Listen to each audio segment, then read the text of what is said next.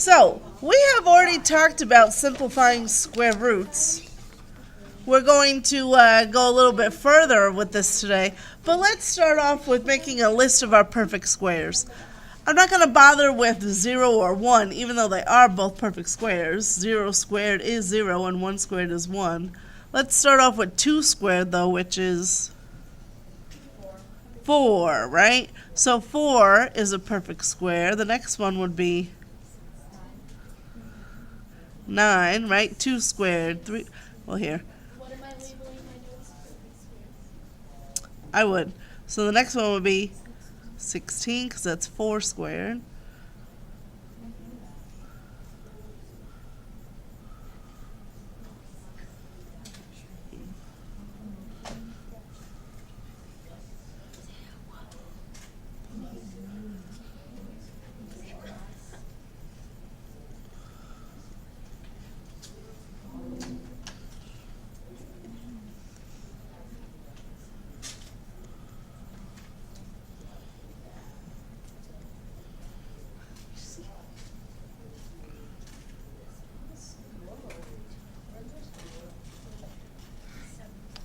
Okay, so here are 2 through 15 squared. Most of these numbers you know. If you don't, you should know them pretty quickly. So what we have already done is I've given you, like if you look at 11 through 18, the instructions say to simplify. So if let's just do an example one. If I gave you the square root of 75, that's not a perfect square. If I look in this list, 75 is not a perfect square. So my answer is not going to be this nice, neat little number. What I can do is I can simplify this, or I can turn it into a decimal. So we're going to be doing both today. If I were to simplify it, I want the largest number in this list that divides into 75. 25. So I would split this up into the square root of 25 times the square root of 3, and I get 5 root 3. Okay, so that you've done. If I were to ask you to estimate what the square root of 75 is as a decimal, any thoughts?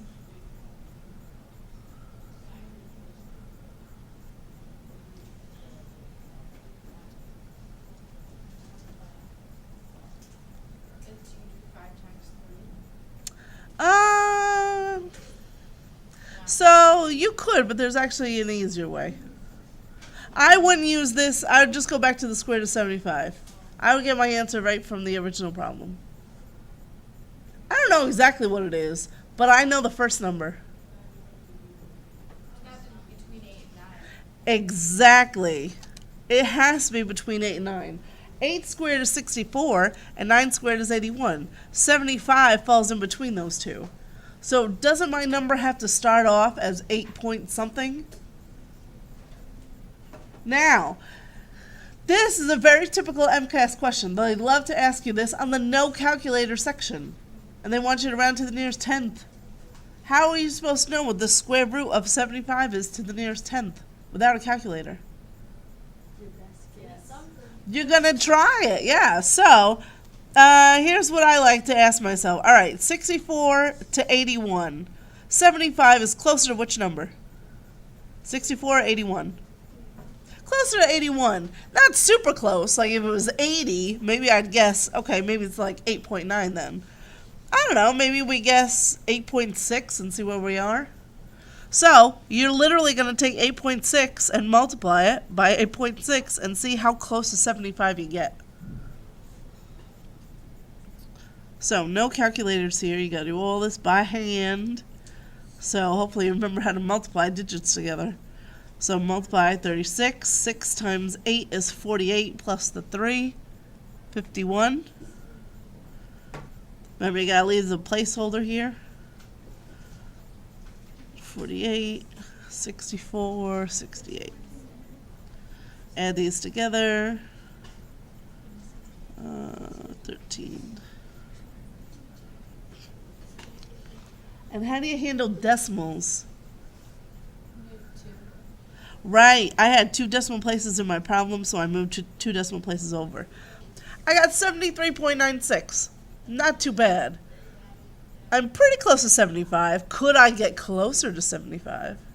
Try 8.7. Correct. I would try 8.7 because that's a little low, so let's go a little bit higher. We'll try 8.7 and see which one's closer.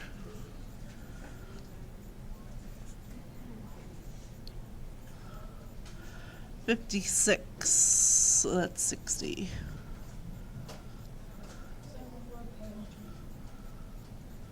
What? 64. It's 75.6.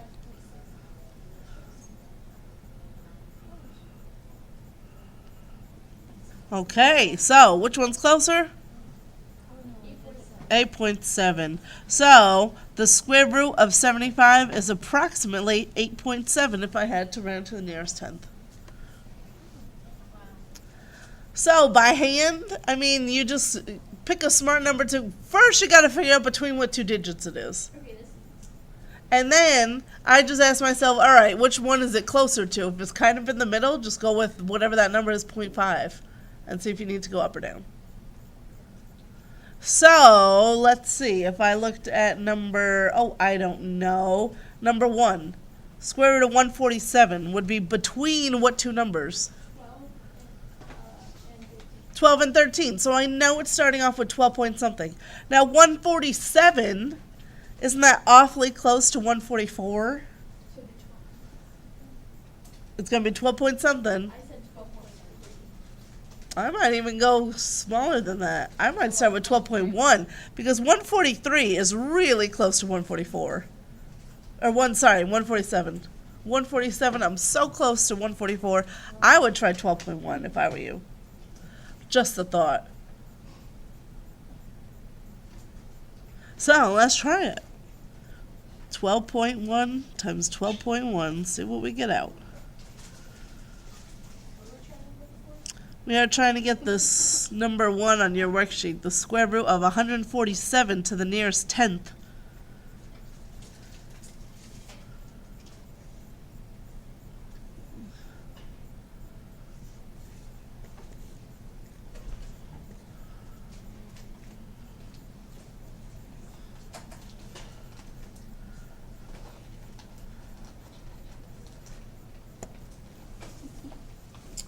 Did you get what I got? I don't think you're going to get much closer than that.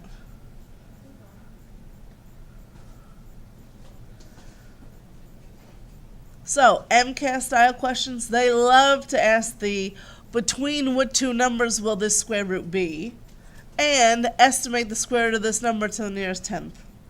And your multiple choice answers, they're all going to be right near each other.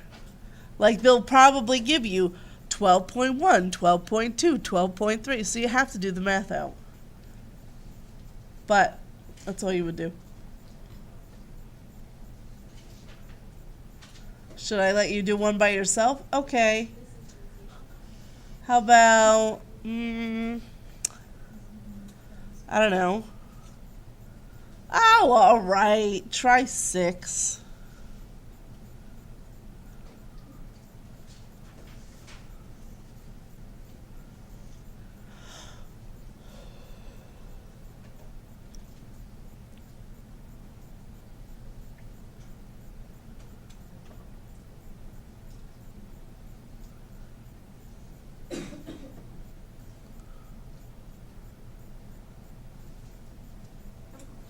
Yeah. Is it like what closest without going over? No, you can go over. You just want closest to as close to the number as you can get, above or below.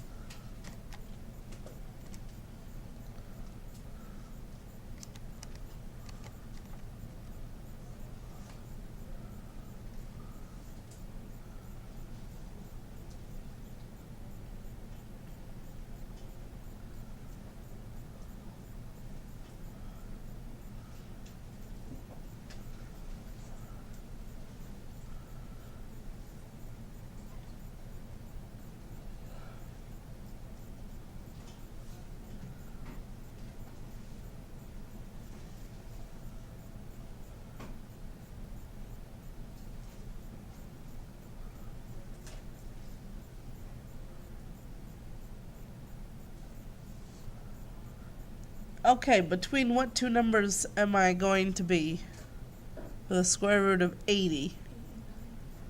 I've got to be between 8 and 9, and I'm awfully close to which of the two? 9. Like, ridiculously close. So I'm probably going to try 8.9. Right? 8.9, let's square it, and let's see how close we get. 72, so that's 80. 64 and 7 is 71.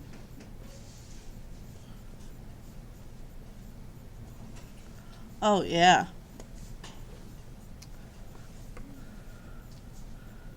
79.21. I can't get any better than that. All right, so we get the idea of estimating by hand to the nearest tenth. Okay, so how do you know what I'm asking you to do? If it says, look at your directions, estimate the value, then you're turning it into a decimal. If it says simplify, like it says at the bottom, then you're just simplifying that square root like we did here. You would turn square root of 75 into 5 root 3. Simplifying, right, just like with a fraction. If I give you, I don't know, 4/8 and I ask you to simplify it, you reduce it down to be 1/2. You don't turn it into a decimal. So simplify, you're just simplifying, you're reducing, you're doing whatever you can. You're not going into decimal land. You are going to decimal land when it says estimate the value. Alright, so we're going to come, or maybe should I just finish square roots right now? And then I'll talk about cube roots. But the next part's tough. Oh, alright, we'll finish square roots right now. One thing we haven't talked about with square roots is square roots of variables. Yeah. It's actually kind of fun. So, here's one that you already know. What's the square root? So let's talk about square roots. Yeah, square roots of variables. If I ask you what the square root of x squared is, what's your answer going to be? It's just x. We're assuming for the purposes of this that all of our values are positive, because there's some weird things that can happen, but assuming everybody's positive, okay? The square root of x squared is x. What do you suppose is the square root of x to the fourth? X to the second. Yes, because x to the second times x to the second is x to the fourth. What, pray tell, is that? X to the third. Yes, it's just x to the third. Huh? X to the state. No. Yeah, we're gonna add to this. So, are you noticing a pattern here? If you're taking the square root of an even exponent, the answer is just half of your exponent. So, when I jump ahead a couple and I ask you, all right, well, what's the square root of x to the 24th? You're going to tell me it's just x to the 12th. When I ask you for the square root of x to the, I don't know, 38th, you're going to tell me it's just x to the 19th. Any even exponent is a perfect square. Any of them. I know you get super confused because you see stuff like, I don't know, you see me taking the square root of x to the 24th and saying it's x to the 12th, but you're trying to split that up into like 4 and 6. No, it doesn't work that way. It's just half of the exponent. So when I have variables and I'm taking the square root, it's just half. That's it. I'm done. I don't have to worry about it. So what happens when I raise something to an odd exponent?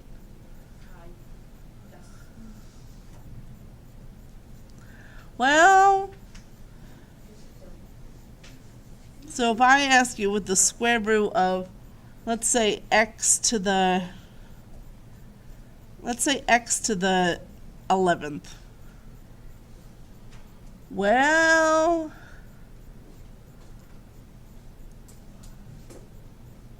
x to the 11th is not a perfect square, right? So, just like 75, 75 was not a perfect square. So what did I do? I broke it up into the largest perfect square that does go into 75, right? And then whatever I need to multiply that number by to get 75. There is a perfect square that divides into x to the 11th.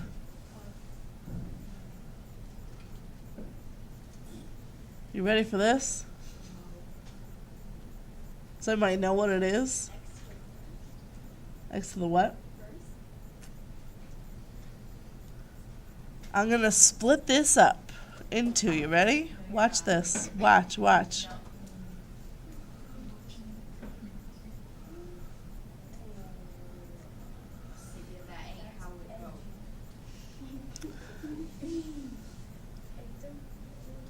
Now, let's rewind before we go any further. Go back to just numbers, because I know you know how to do it with numbers. Square root of 75. We split that up into 25 and 3. Isn't 25 times 3 really 75? Right? But don't I know the square root of 25? It's just 5, right? So that's how I got to here. These two, if I multiply them together, I get right back here. But this thing is a perfect square. So I'm able to take the square root of it, and then this one I just leave it alone. I'm doing the exact same thing here. Isn't this thing a perfect square? Yes, it just comes out to be x to the 5th, and then this, I just leave it alone.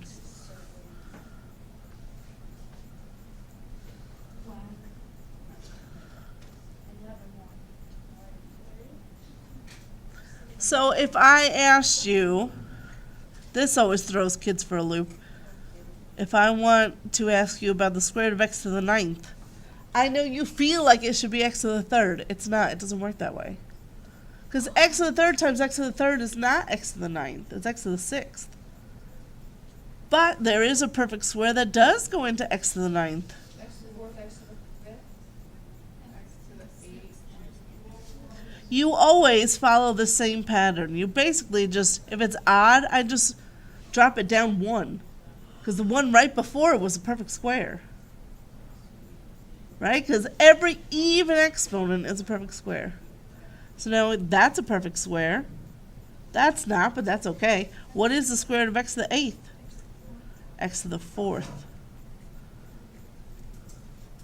So when I simplify an odd exponent, it works the same way every time. You just drop it down 1 and you split it up. So this will always be an x to the 1st. And that'll just be 1 less than whatever that is. So let's try, or you try without me talking to you through it. You do that one. Can't you take the 4 to the... No, because I don't have a square root over it again. You know what I mean? I already took the square root of x to the 8th. It is x to the 4th. Done. Just like the square root of 16 is 4. You don't do it again, right? It's just a 4. So try this one, x to the 15th. You're going to split it out the exact same way these last two did.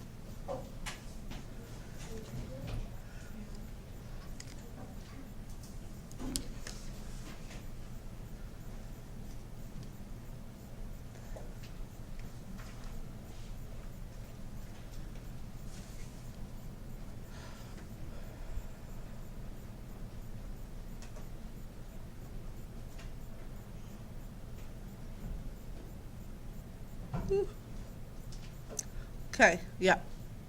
Is it x to the 4th square root of x? No. But you're not too I know the far. wrong problem. Sorry. Okay. X to the 7th. Yes, x to the 7th times the square root of x would be right. So 15 is not a perfect square, but 14 is. So you just go down by 1. So what is the square root of x to the 14th? X to the 7th. That's it. Oops, sorry. Try one more before I make it more complicated.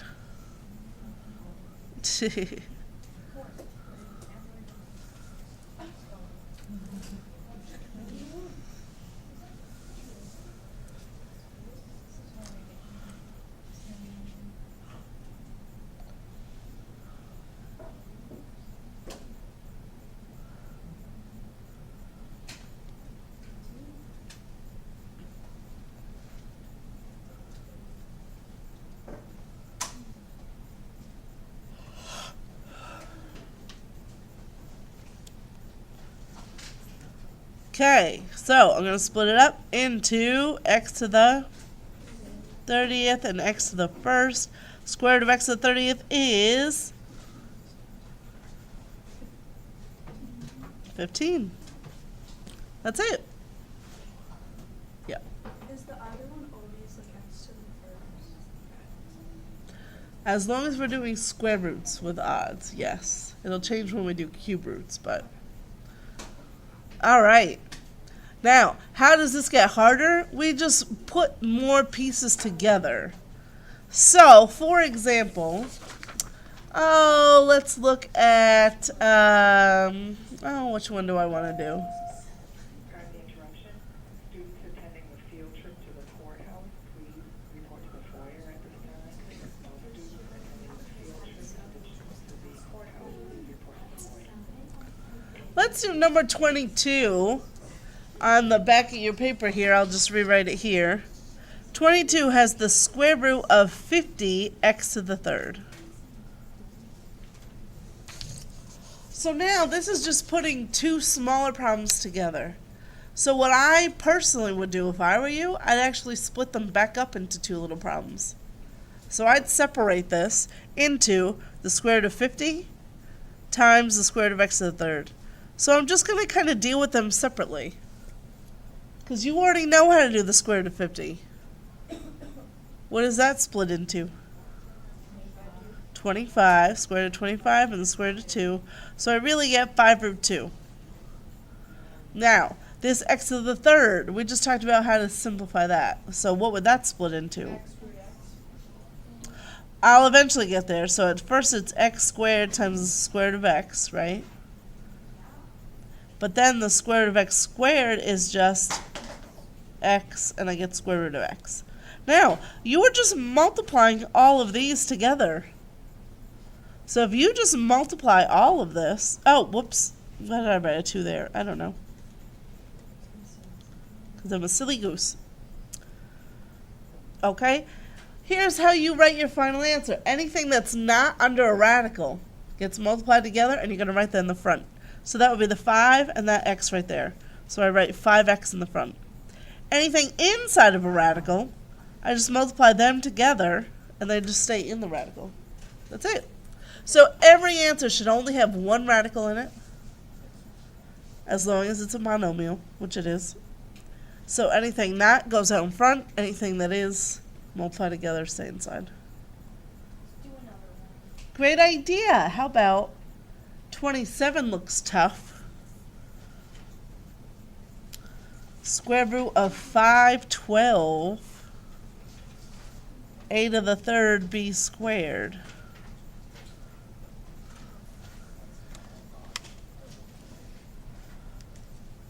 Wait, which number is This is 27.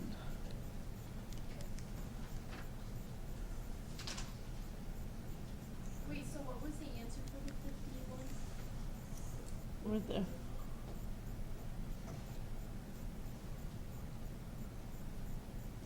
So when I go to do number 27, there's really 3 things here. So I'm going to break them all up. Square root of 512, square root of a to the 3rd, and square root of b squared. I'm going to handle each one of them separately. And I'll just multiply all the answers together at the end. So 512 is not in my list, but it's not a perfect square anyway. So I need to look for a number that divides into 512. 64, you say.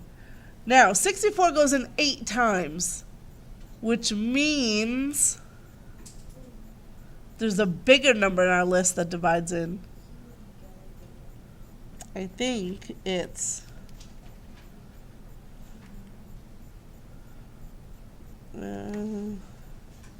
that'd be a 4.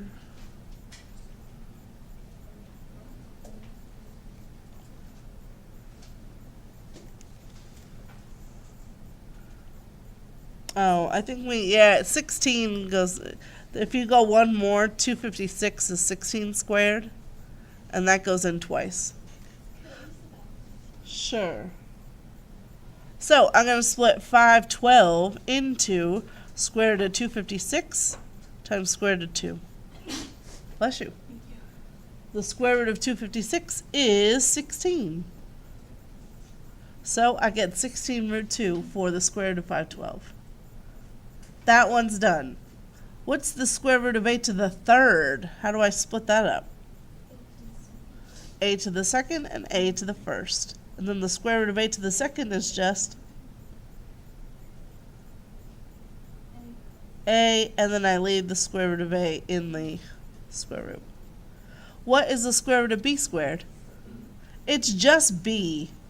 So that one is easy. Now I take anything that's not under a radical and I multiply them all together and write them out in front. 16ab, you got it. And then one big square root, and what goes under there? 2a. Anything under a radical, you just multiply them together and leave them under the radical. There is my final answer. You just got to go piece by piece by piece. What happens if you're trying to do one like 21 there, and it's just the square root of 72k?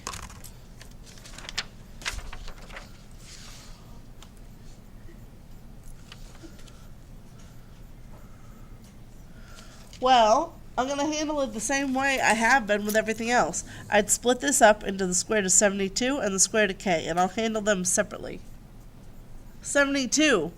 The largest perfect square that goes into 72, I believe, is 36. Goes in twice. So I get 6 root 2.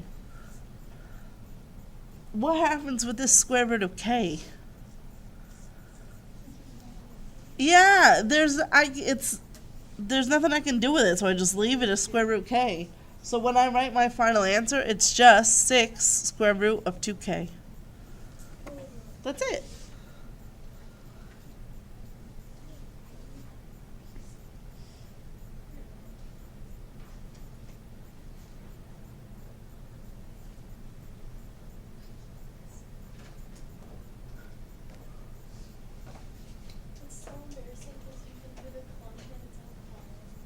Oh, what'd you do?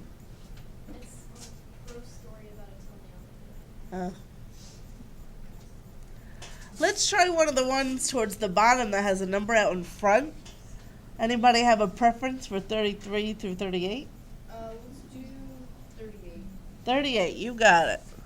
So 38 looks like 3 square root 147 u to the 4th v squared.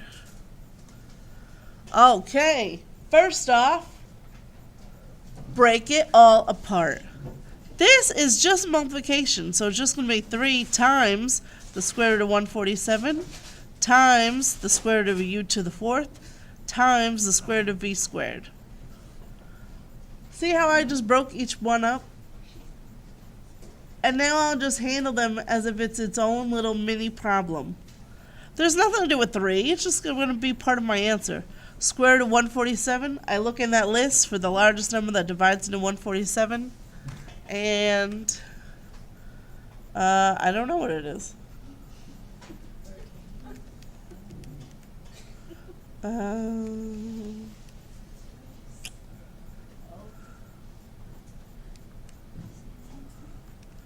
No.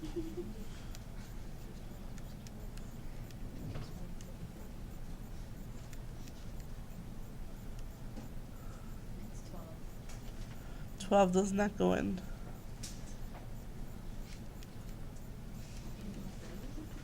Oh, 49. So 49 goes in 3 times. So I'll just have 7 root 3. This 3 again just comes down along for the ride. So now I will have 21 root 3. But I like to finish everything first. What's the square root of u to the 4th? U to the 2nd. And what's the square root of v squared? V. So there's pretty much my answer. Just multiply everything that's not under a root and put it out in front. So it'd be 21 u squared v. And then everything in a root multiply together and put on the end. That's it. So if there's a number out in front, it doesn't really, it's just, you're just going to multiply your answer by it. Yep. So let's do a negative one. How about 37?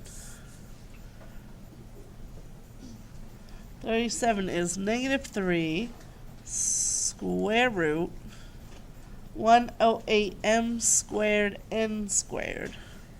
So first, break it all apart. Negative 3 times square root of 108 times square root of m squared times square root of n squared. Now ask yourself, what's the largest perfect square that goes into 108?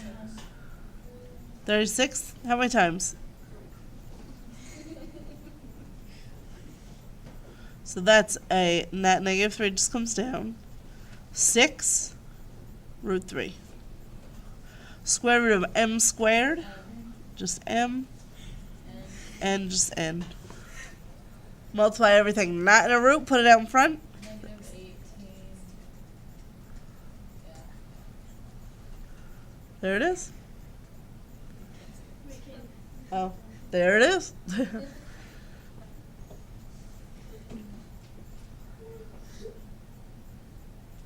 Any questions so far? Alrighty.